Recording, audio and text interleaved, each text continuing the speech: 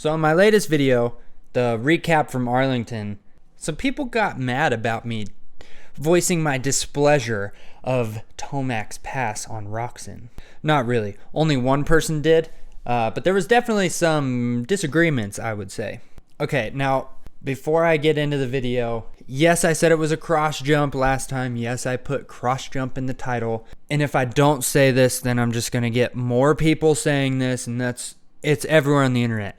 Okay, yes, it wasn't a cross jump, because technically he didn't cross while jumping. He took his line away on the face of a jump. I would still say it's a cross jump, but just for the sake of this video, I won't call it a cross jump because I don't want to get those comments in this video. Okay, now, when I made the video and I said that comment, I didn't think much of it. I just kind of said it and moved on. Didn't think that this kind of a response would happen. When it did happen, I thought to myself, was I really off base with this? What's going on here? Normally when I make these videos, I watch the race at least a couple times and then form an opinion. This video I didn't. I watched it one time. When I first saw the pass, I thought I didn't like it. Me, my older brother, who is also an ex-professional, we both didn't like it. So that's what I said. But seeing all these opinions, I thought, hey, maybe I can have another look at it. So I went on to Vital. I wanted to see what other people were thinking. I went through and I added up the people that thought it was fine and the people that didn't. And what I saw was pretty much a 70-30 split, I would say. 70% of the people thought it was fine, 30% didn't. So when I saw that, I was like, I must have missed something. Must have not been as bad as I thought. So what I did, I went back over it. I said I want these videos to be high quality. I didn't do enough research maybe last time, so I'm doing research now. And I'll say right now that after doing some research, yes, my opinion has changed. It didn't flip. My opinion went from it being absolutely ridiculous, uncalled for, to I'm neutral on it. That's as good as I can do. I'm not okay with it. I'm not okay with it. I honestly don't know what to think about it, because the more I did research on it, the more confused I got, honestly. So I guess just to go into it, the first argument that I saw a lot of people saying was that was the racing line. And that's not true. I made some screenshots, and I'm going to go through it with you and give why it definitely was not the racing line. Okay, so on Vital, I saw this image right here. And the first thing I thought was, yeah, the lines go from right to left, but Tomac's line was not one of these lines. Not even close. So Tomac landed about right there, I'd say. Where the main line is obviously right there. You can see where most people are landing. If you land right here, then most likely you're going to either choose this line or that line. If you land here, you're most likely going to choose this line or anything to the right of it. So Tomac's line was something closer to that. That's not a race line. That is far from a race line. And Roczen's GoPro supports this. So if we go down, we can see Tomac's about to land right there, which he does. And you can see these ruts right here, not technically ruts, but these lines, they all lead to about that point, which is one of these two lines. This is not the line that Tomac takes. So as we look, this line is one of these two lines. These two lines is that one and that one. But as you can see, his front wheel is not on that trajectory. Where he actually ends up is about right there. That's not anywhere close to a racing line. So the racing line argument, I don't agree with at all. That was far from a racing line. Then in my eyes, I was trying to figure out, okay, well then, what was the reason that Tomac took this line? So there's a few options. So one is we saw the lap before that Roczen was fairly far behind, and he was able to catch Tomac in the Dragon's back over the triple, land to the inside, and for some reason I have the same picture. But when he landed to the inside, he got the inside on Tomac, pushed him wide, and got the pass. So maybe Tomac should have defended the inside. And if he wanted to defend the inside, he definitely would have taken one of these lines over here. He didn't do that, so we can rule that out.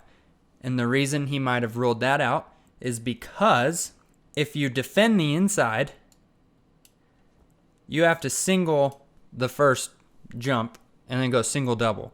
Well, we could see that the fastest line was either to go all the way to the outside or take a middle line so you could double. If Tomac would have defended the inside, Roczen could have been able to go to the outside, double in, and pass him back. So defending the inside might not have been the best idea. So then what's his other option? This is the reason why I think Tomac's move was dirty. Because there was one other option that he could have easily done and there would have been no problems. So these two lines, maybe you could say, didn't line you up for this corner how you wanted it to. Maybe you'd land too far inside and it wouldn't line you up for the line that Osborne's taking right here. However, Roczen took this line twice and he landed in two different spots.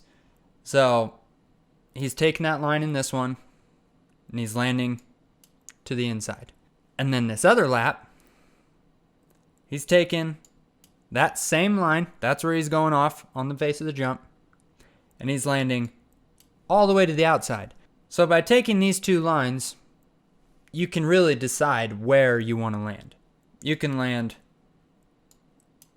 anywhere in there. So Eli, when he landed off of this, he could have decided to take this line right there, give Roczen some room here on the outside.